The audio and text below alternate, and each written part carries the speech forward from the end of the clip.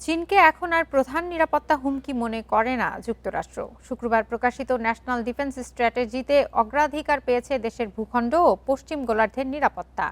কম গুরুত্ব পেয়েছে ইউরোপ ও Asia Pacific অঞ্চলের বন্ধু দেশগুলোর প্রতিরক্ষার দায়িত্বে অংশ নেওয়া।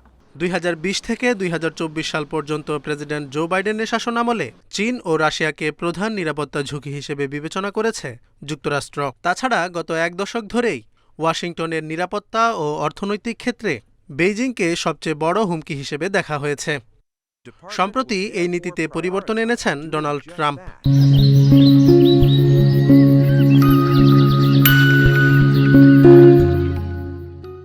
এখন মাতৃভূমি ও ইন্দো প্রশান্ত মহাসাগরীয় অঞ্চলের নিরাপত্তাই তার প্রশাসনের প্রাথমিক উদ্বেগ। 2026 সালের ন্যাশনাল ডিফেন্স স্ট্র্যাটেজিতে বলা হয়েছে, ইউরোপ ও এশিয়া প্যাসিফিক অঞ্চলের দেশগুলোকে নিজ প্রতিরক্ষার দায়িত্ব আরও বেশি করে নিজেদেরকেই নিতে হবে।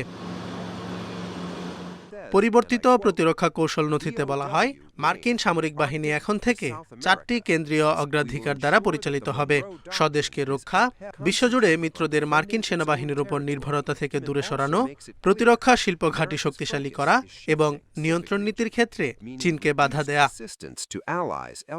মার্কিন প্রতিরক্ষা বিভাগ বলছে, গ্রিনল্যান্ডের মতো গুরুত্বপূর্ণ স্থানগুলোতে সামরিক ও বাণিজ্যিক সংশ্লিষ্টতা বাড়ানোর পাশাপাশি উত্তর আমেরিকায় গোল্ডেন ডোম ক্ষেপণাস্ত্র প্রতিরক্ষা ব্যবস্থা নির্মাণ করা হবে। তবে নতুন নথিতেও ইরানের পারমাণবিক অস্ত্র তৈরির ব্যাপারে আগের অবস্থানেই আছে ট্রাম্প প্রশাসন, আর ইসরায়েলকে সেখানে বর্ণনা করা হয়েছে একটি আদর্শ মিত্র হিসেবে।